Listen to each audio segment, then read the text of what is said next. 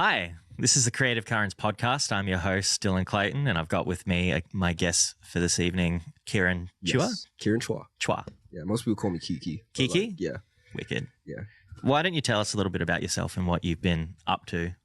Okay, so inclusive of my SAE stuff? Yeah, sure. Absolutely. So I am pretty much a SAE student, did the audio course. I have maybe about, I would say, close to 6 years, just interested in the field and been working in the field of audio.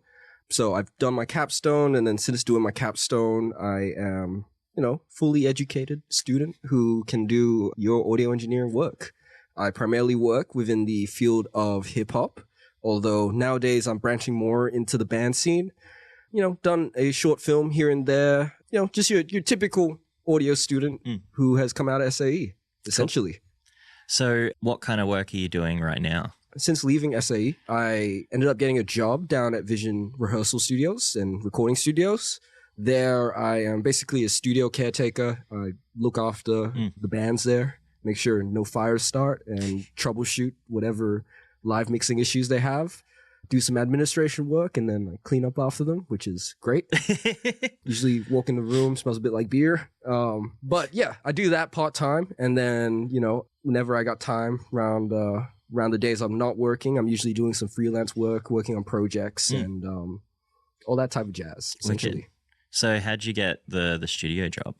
The boss, the owner, the big man, John himself, he usually recruits his employees through SAE studios. Sure. Or SAE students, right? Yeah, gotcha. So what ended up happening is there was my friend Jasper. He got the job first, maybe about 6 months before me.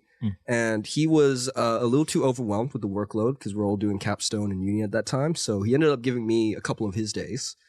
And since then, do a few more days. I cover like the whole Sunday shift and 2 days during the week. And I would say, broadly speaking, the answer would be through networks and people that I know. Yeah. But if it wasn't through that, it would have been through applying on the actual ad that I believe it was sent out via email. Sure. To the SAE students. Okay, that's cool. Yeah. So your freelancing stuff, why don't you tell me a little bit about that? Are you like producing? Are you doing your own stuff? Yeah. So actually with my friend Jasper, we have rented out a studio spot down in O'Connor there. Ended up meeting the guy through my dad, who knew he was running a small rehearsal studio. And we approached him to ask and see whether or not there'd be any opportunities to kind of take one of the rooms and set up a little recording studio there. He himself has a band and was self-recording the project for his band. So he himself kind of had a bit of audio engineering experience and enjoyed or was quite keen on the idea of converting it into a bit of a mixed recording rehearsal studio type of thing.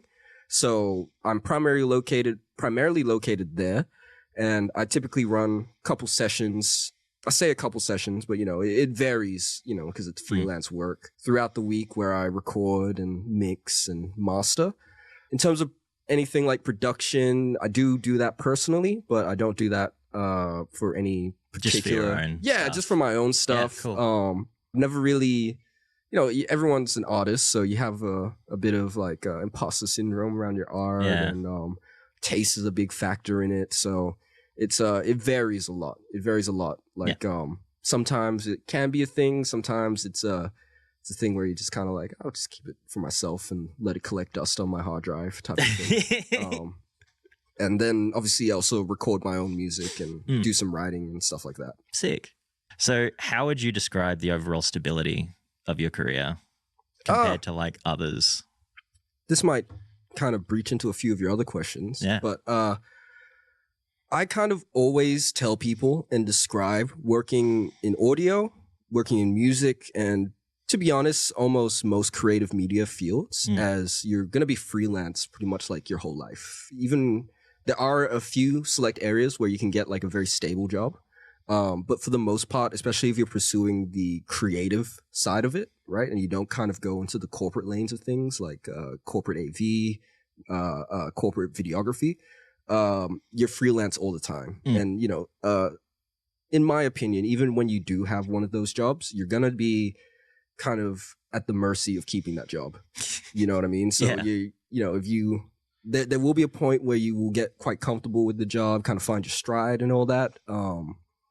But it can be a little bit intensive, and you're also not working on all the projects yourself, and the projects you do take on are the same way you come in as a freelance. Sure. So you're essentially, to me anyway, like gonna always be at the whim of being an independent operator within your field, if that makes any sense. Yeah, no, I think I get what you mean. Basically, like the freedom of being a freelancer and that. Yeah, it has a pro and a con. Yeah, pros and cons as opposed to getting like a more stable 9 to 5 where you have much less freedom. Yeah. Exactly. And just to kind of add to that, you know, given that the industry is all like project by project basis, unless you're working for a very large company, you know, it's I forgot where I was going with that. It's chill. No worries. Yeah. I had some point and then I started explaining it and I forgot. We might come back to it. Yeah, we'll come back to it. Don't worry. It'll come back, trust me. How important do you reckon networking is? Very important. Yeah? Very important. It's going to be important no matter where you're at in the industry. I think across every field, network is extremely important, right? Like, it doesn't matter if you're in audio or not, creative media or not. You know, if you're a doctor or working for government or, you know, especially like a businessman, like you're going to need a strong network of people because you never know the type of help you might need, the type of opportunities that come from that are immense, right? They're very kind of crucial to existing. And then to bring it back to creative media and audio, I feel like if you don't have a strong network, you can still make it on your own, but having people that you know you can rely on or even just kind of share camaraderie with is super important, right? Like, good for your mental health to know people who understand the struggle, type of thing. Dude, you are blowing through these. Yeah.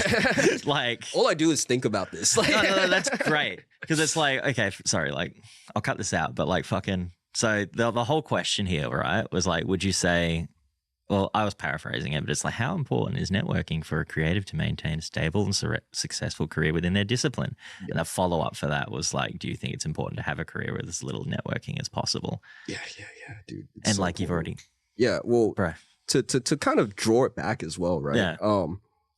Even as a freelance, the network of clients that you have is going to go back kind of in a feedback loop to it's their network that kind of becomes your network. Because if you do a good job, they're going to tell their friend, or if you do a good job, someone's going to see that person that they look up to and then come to you, right? So if you don't really have, I would say not necessarily network skills, but personability skills and communication skills, it's going to hinder you a lot. Yeah, for sure. It's not like a regular occupation where you can just drone through, if that makes sense. No, I get you.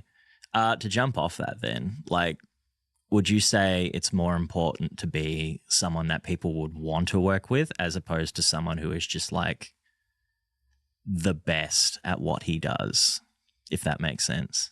I think okay, so quantifiably, right? If you're the best at what you do, there is going to be the perk of you are the best, right? With being the best comes, you know, higher pay.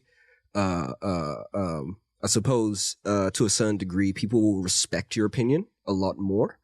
But generally speaking, right, if you're not someone that is easily workable with, like you don't have that, you know, the personability to really have people go like, oh, it was a good experience. If you give off shit vibes. Yeah, if you give off bad vibes, shit vibes, like people are really gonna, it's gonna leave a bad taste in people's mouths.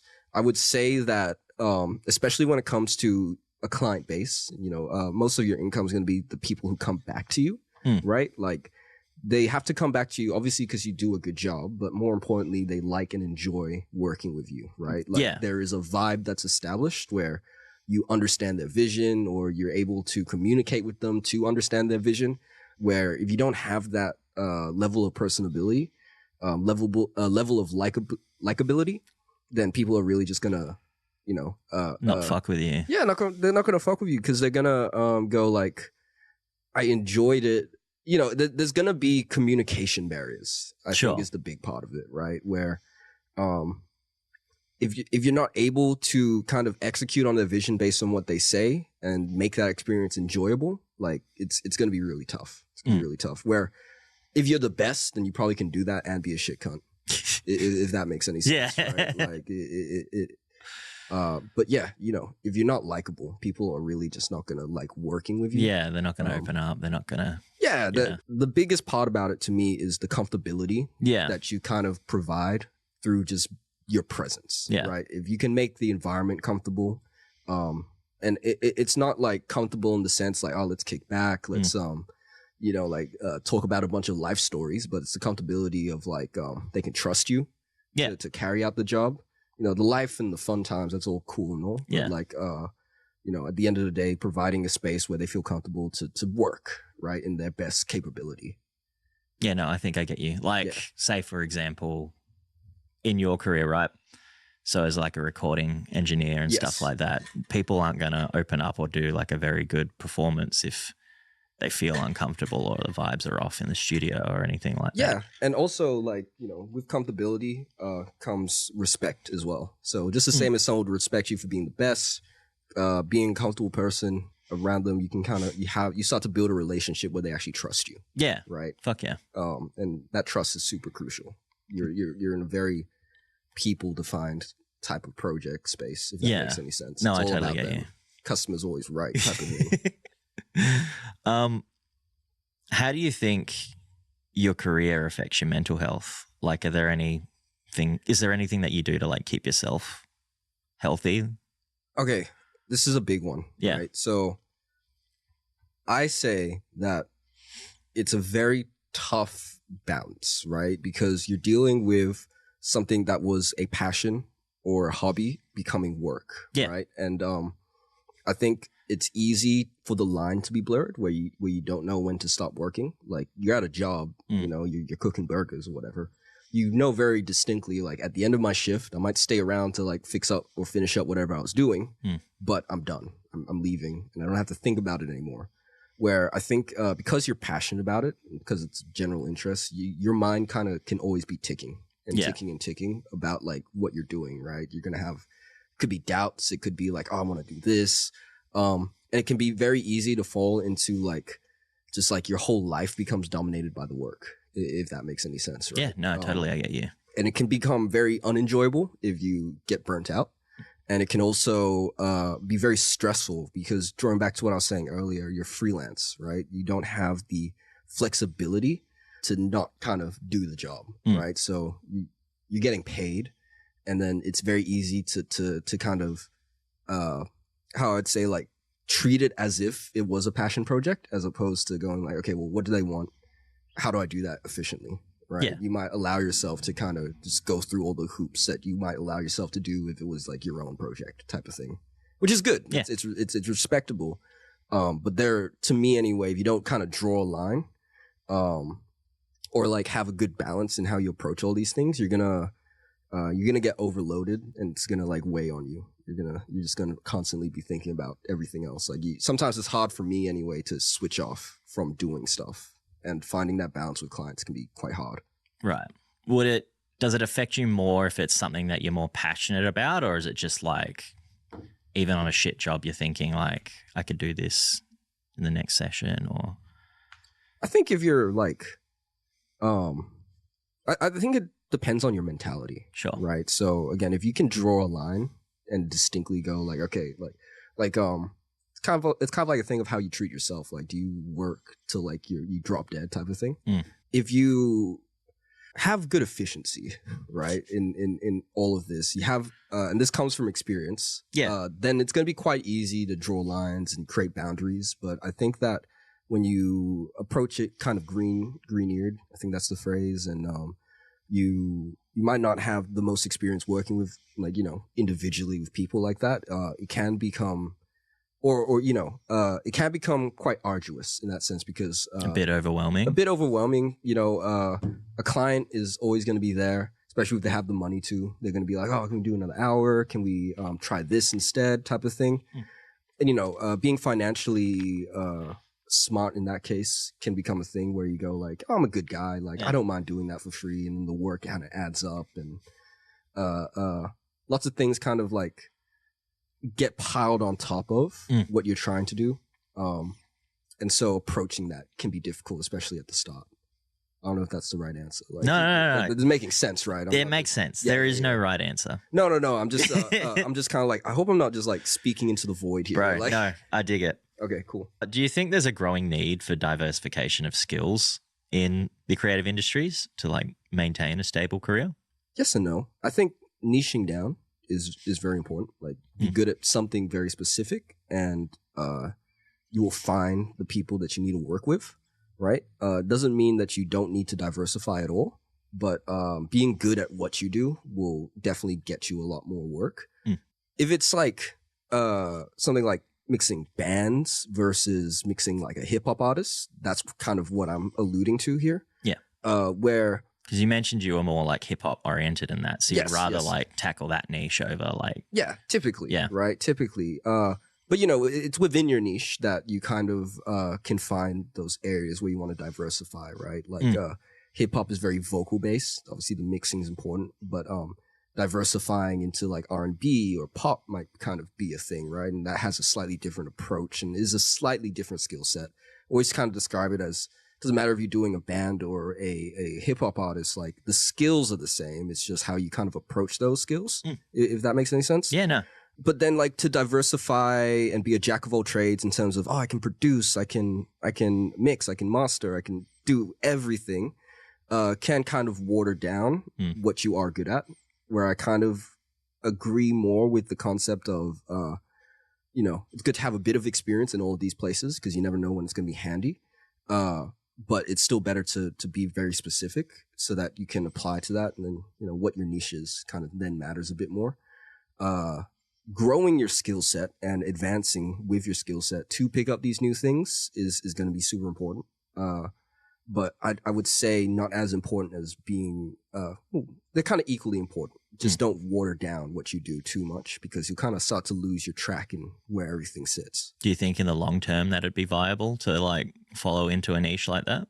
Fall into a niche like that? I think so. Yeah. I think so because it doesn't mean that you can't switch, but it does. But I do kind of have that caveat of like, if you're going to do something else, make sure you kind of approach it with the same mentality you approach the first thing.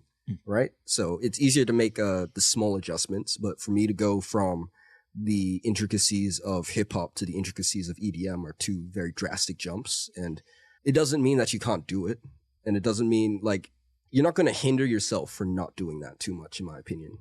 But the other crucial important thing to kind of take note of here is what is the scene around you moving as? What is like the global scene? What is the local scene like? Right. So, for instance, with production, a style of beat making will be quite popular for a time as that's the trending sound, and then it's going to change into something else. So if you don't kind of keep up with those times, you're going to kind of fall behind, and then all of your beats are going to be out of touch, right? So that's like an important aspect of it, but that's still within the niche of being a producer, if that makes any sense, right? Yeah, no, that actually ties into one of the questions I was about to ask you is like, do you think the reliance on trends and like customer and consumer preferences impact the stability of your career? Oh, it does. It does, definitely. Right. Like that's where you have to keep up, right? Yeah. Your diversification.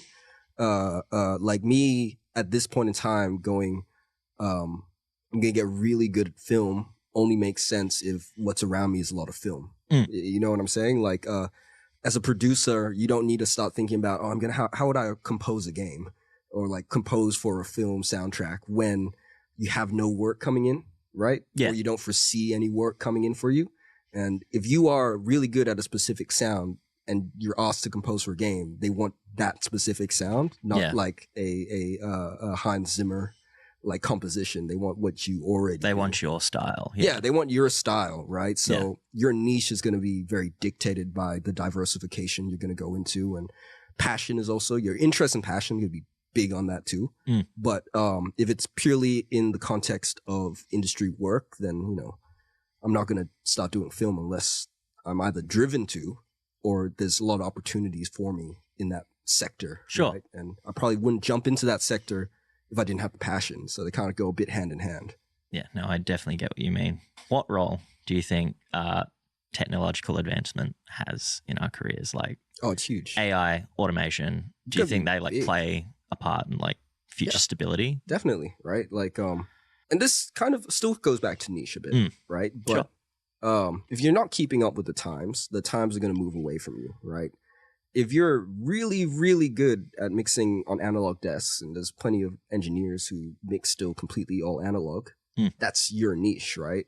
But as times kind of move forward, there's still going to be this like issue of the sound kind of changes, the style kind of changes. And if you can't kind of keep up with that, with what you already have, it is going to conflict unless what you're good at, like unless they're coming for you for that, which you're really good at.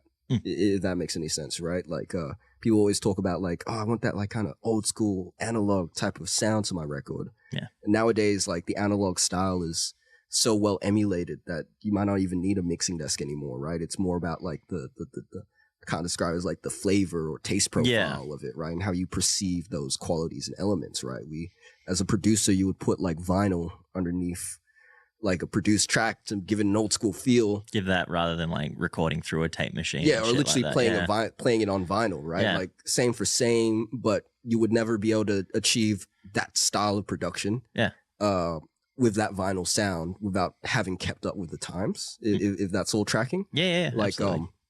So if you want to get topical onto the thing of AI, right? Yeah. Like I would say that if you're not on top of your technological advancements within your industry, you're going to be at a disadvantage to people who are picking up and developing that skill in real time, right? So if an older producer or engineer doesn't kind of follow that trend, they might still be great at what they do, right? It doesn't stop them. So it's why it's also good to, be niche down and good at what you do. But there's going to be another person who's going to get really big off of doing that or do really well using that technology. And if they work at it, you might be at a disadvantage compared to that person because that person's kind of style or that person's kind of expertise starts to outweigh it. Sure. And you also have to consider the fact that things get easier with technology. Sometimes they get harder, right? But also within that difficulty, new standards and trends kind of come out, right? So there's this aspect of keeping with the times through doing that. It doesn't mean that every technological advancement is going to help you, but it does mean that you're at least familiar with it if you need to really kind of diversify with those technologies, right? So my number one example would be AI is now becoming a bit more staple within the plugins that you start to see in audio, staple within the, what do you call it? Like the visual media type of things, right? You get a lot of AI generated art that's being used and produced, and by keeping up with those times, it could either make your job easier or you can at least kind of get that that front foot within those areas. So you see it more as like a tool rather than like a threat to anything. Oh yeah, of course, right? Yeah. Like specifically within AI, before it can really like create masterpieces, right? Like it's still always going to be human dictated. And human dictated means it's based on our taste because there is no right answer. Like you can create a formula for something that has already passed and have it fit within that genre, but the taste and the trends are always going to be changed, right? So it still requires the human to kind of think that would be cool or I like that. Yeah. Right? And then it becomes antiquated because it's not as cool as that new thing that we found cool and trendy. Yeah, right. So, gotcha. Until we're like neural linked up and they can just like our brains and go like, oh, he's going to like that, right? Yeah. It's not going to be possible. Yeah, right. To kind of take us over. What is going to be possible is people who aren't keeping up with that trend are going to kind of fall out of favor towards the people who are able to use that technology and execute upon it well. Yeah, sure. If that makes any sense. Yeah, no, that makes total sense. Yeah.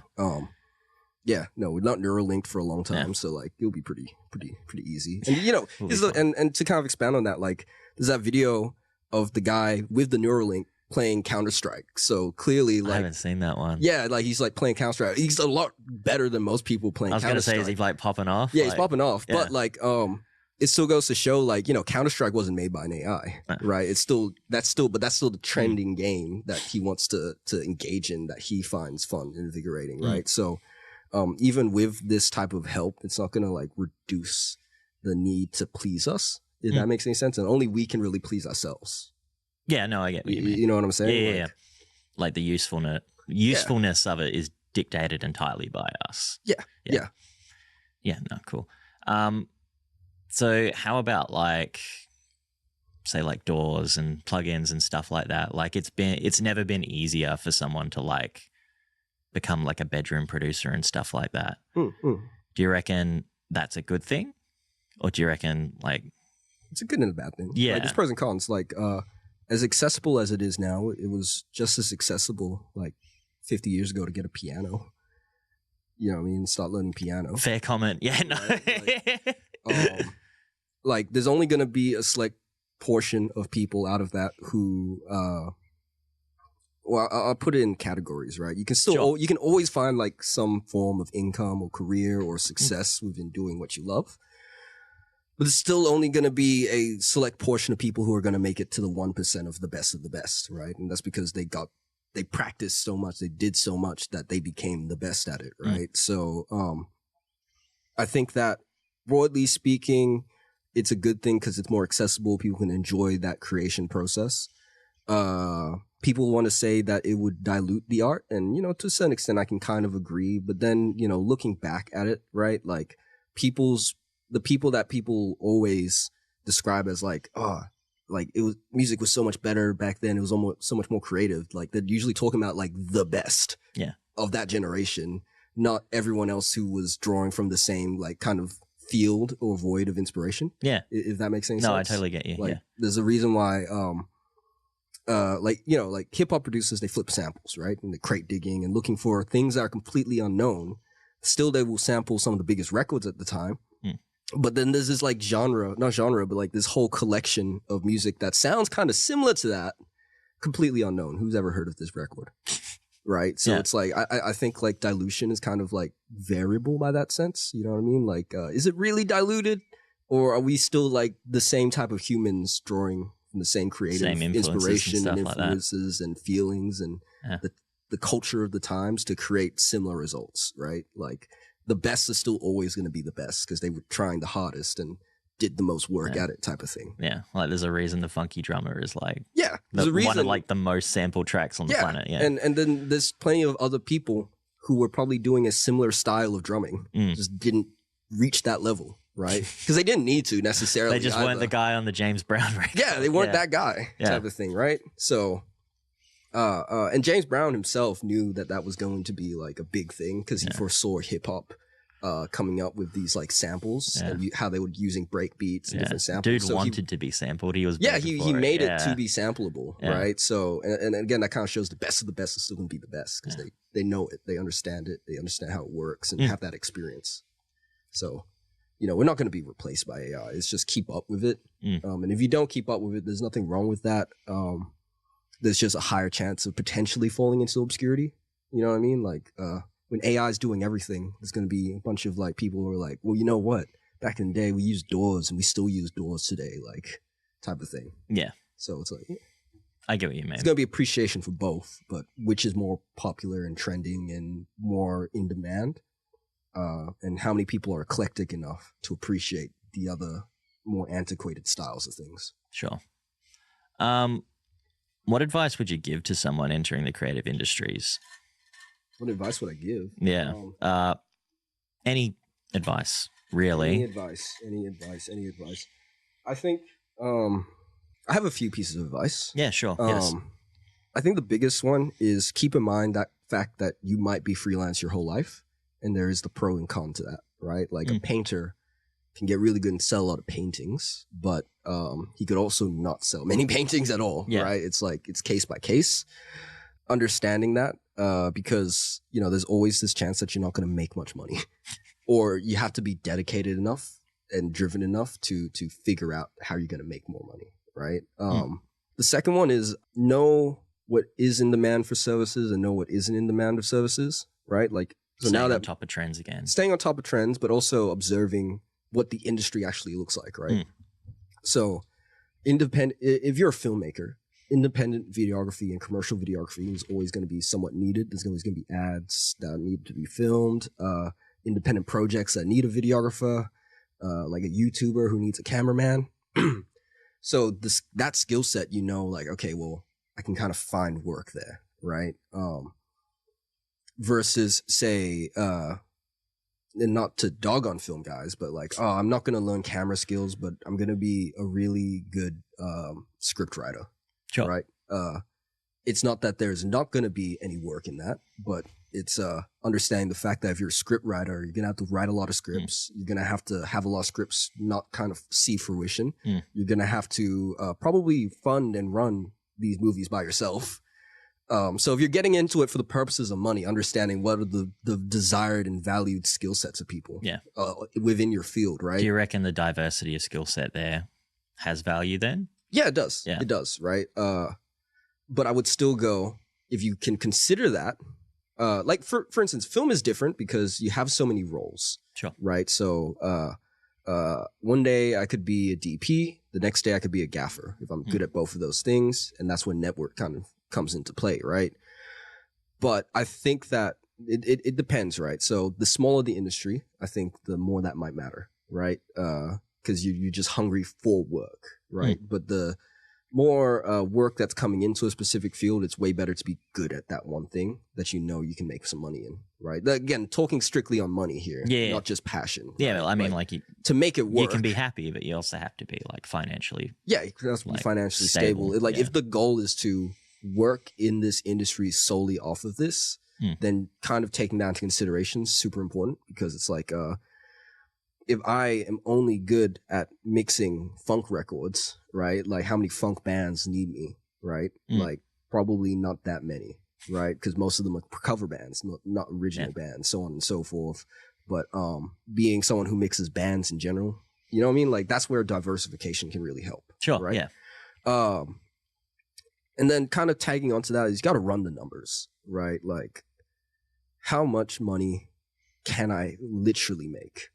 If that makes any sense, because there's kind of a cap to that, right? Like, it's kind of raising now, but the standard of, or the standard rate of people, of engineers is usually like $80. It's kind of raising to $100 nowadays, but it's like $80, right? For what?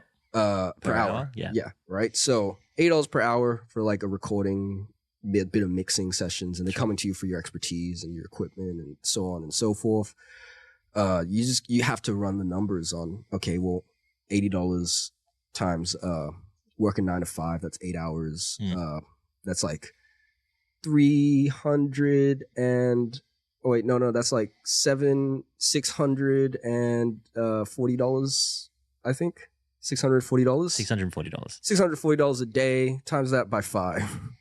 3.2 grand. 3.2 grand, times that by like 52. Triple figures, quite right? Good, yeah. Triple figures, great. 166. 166, right? So then, being freelance and independent, you have rent, you have electricity, you have running costs, your equipment, which isn't upgrades, cheap. Yeah, you have rent, like your actual home rent. Yeah, you have bills, your home bills, all of these things, groceries, so on and so forth. And then you have to factor in the fact that, well, even if I'm able to land clients 9 to 5 every single day, 8 hours a day kind of thing, there's going to be low points where, you know, I have 2 hours in between clients. I might not have as many clients on that day. So your cap might be like, you know, $166,000, whatever. That's but it's nowhere going to be close. It's nowhere going to be close. But at least I know if I can kind of work efficiently, and achieve a large enough clientele base, you can maximize as much. As I can maximize it, right? But comparatively, and then you got to factor in like, well, how much work is that actually? if that makes sense. Like, you have to really work at that like 8 hours a day. And you could just get burnt out. Yeah, you can get burnt out very easily, right? And that's not even including the time you have to spend to mix the record, right? So, for instance, right, if I told you the mix was $200, you're like, oh, the mix master $200, that's not bad. Sure. But then I have to invest 8 hours of time into doing that, if not more, like weeks of time into doing that. Like, is that really equivalent to my hourly? Fuck no. You know what I'm saying? Yeah, so yeah. like, and then you kind of go like, oh, well, maybe I can just like record people's records. And then so like, I have this cap, but is it really easily achievable compared to a different cap, right? Like, being freelance, you have so many more things to take into consideration, and you value your time, you value your energy, right? Like your mental capacity for all of these things. Sure. So if you know your numbers, you can start to break down how efficient you can be, and reverse engineer how to be efficient in doing that. Doesn't mean you're going to reach your cap.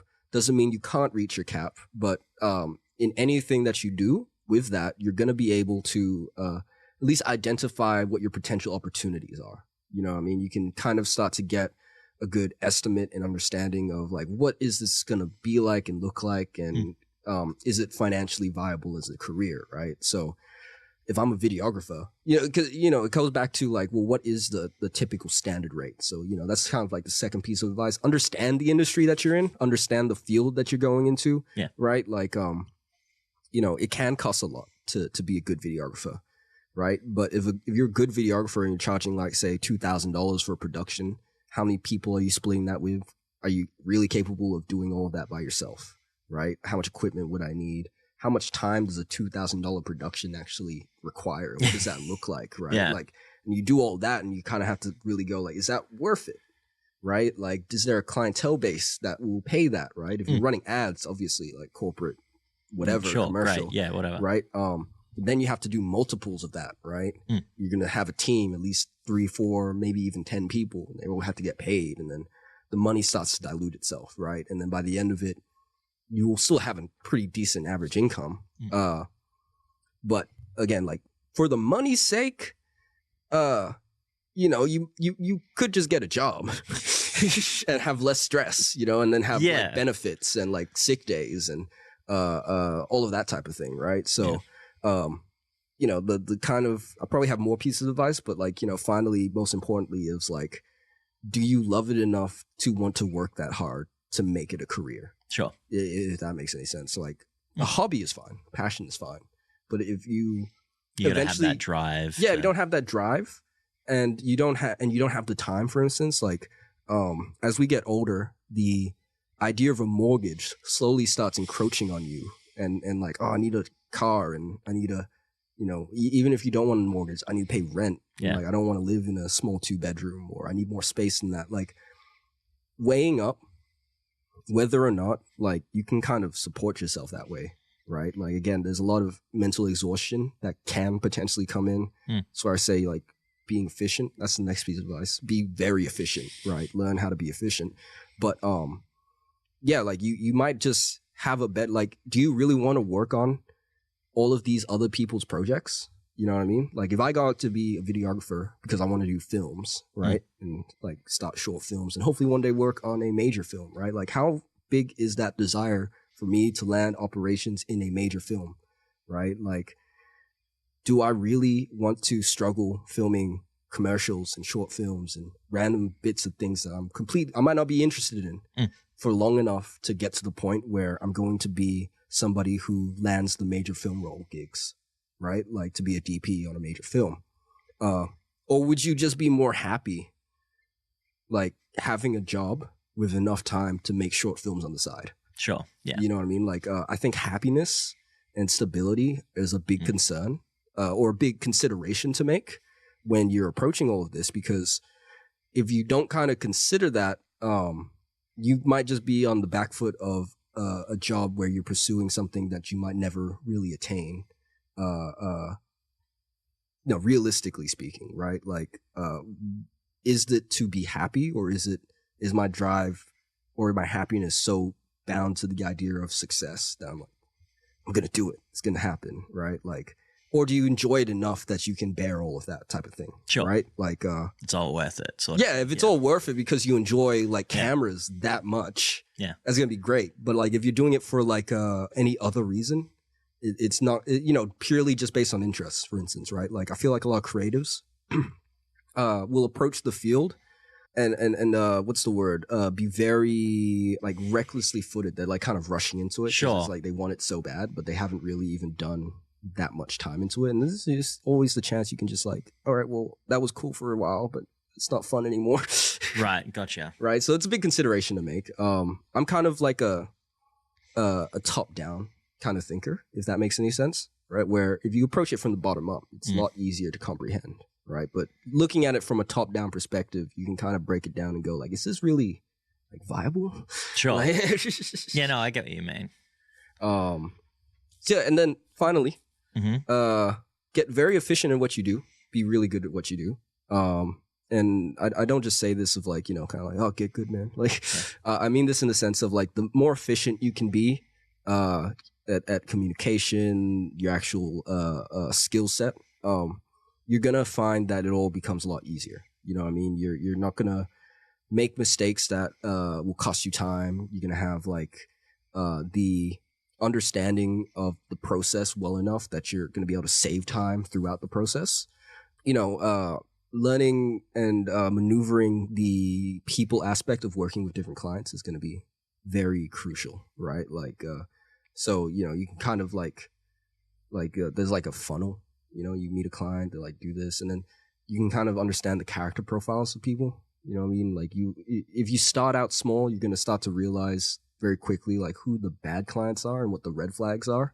You know, like people who don't really have the money to pay you, and should I bear with it? You know what I mean? That type of thing. If you can, you get efficient at your skills in these areas, then you're going to be able to kind of maneuver a lot better. You're going to be able to be, again, more efficient, right? Sure. Yeah. Gotcha. And people skills, like get really good at reading people, understanding people, communicating, being personable. You know, knowing when it's a bad deal, knowing when it's like I think because I work in hip hop, I get a lot of people who are very like, oh, can you like just squeeze it in, man? And I'm like, not really. Come on, bro. Or like they're like, are you at the studio right now? I'm like, I don't. You know, you can kind of go like, again, like you draw your boundaries. You start to understand like... Don't get taken advantage of. Yeah, how to not get taken advantage of. Sure. Or how to be respected by these people and still operate with them in a healthy way that's not encroaching or intruding into your like inner peace. Sure. If that makes any sense. Yeah, that makes sense. Totally. Yeah, that's like general pieces of advice. I think. Cool. So I've got one last question for you then, which is how would you define success?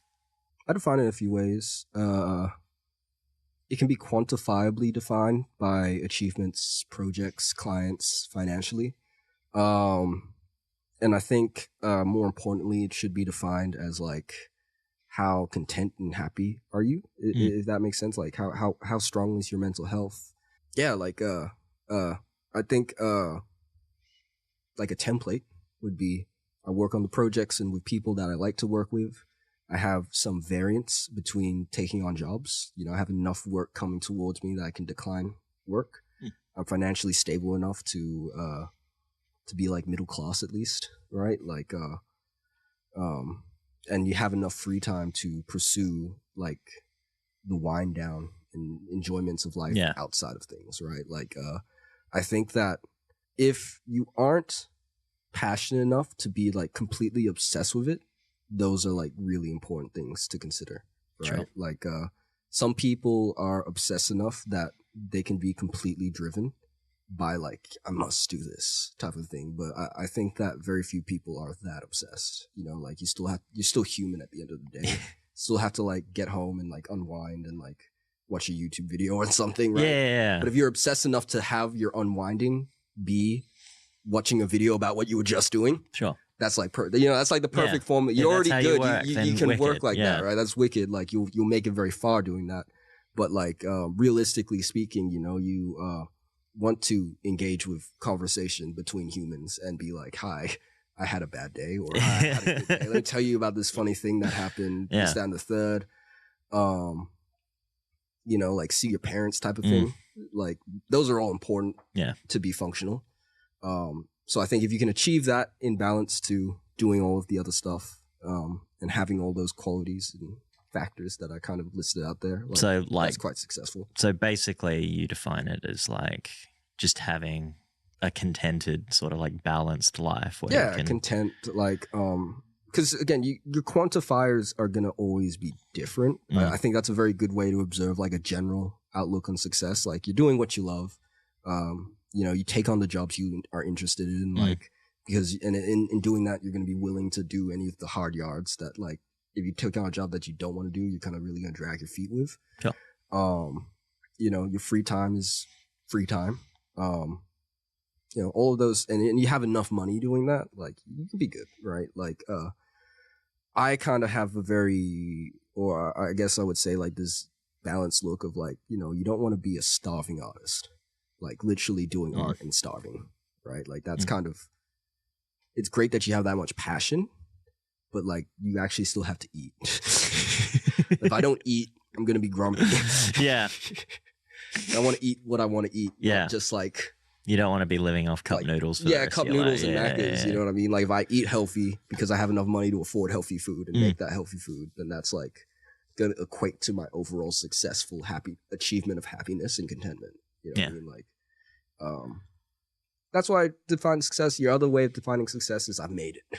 Yeah. I've done it. You know what I mean? And, you know, you can also look at that as like I've worked with the people I've wanted to work with all my life, or, you know, I finally mastered this thing I wanted to master for so long, or achieved a level of work output that I'm like stoked with. You know what I mean? You can look at it all and quantify it that way. Which, you know, I guess I just kind of these days have a very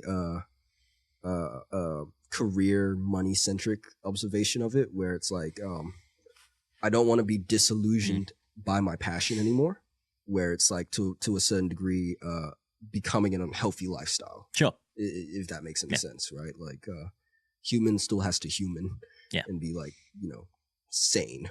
You know what I mean? It's good to be insane. You gotta be a little crazy for success sometimes. And like I kind of go, that's like a weird place to be that obsessed about success. You know what I mean? Like, you know, just define it differently in my mind. Cool. Well, that's everything. Okay. Thank you so much for all good. taking time out of your day to come talk with me. Anytime. Pleasure. I really appreciate it. Yeah, all good. I appreciate you having me. Good interview. I feel like I just talked a lot. That's the idea of it. Yeah. Beautiful. Cool.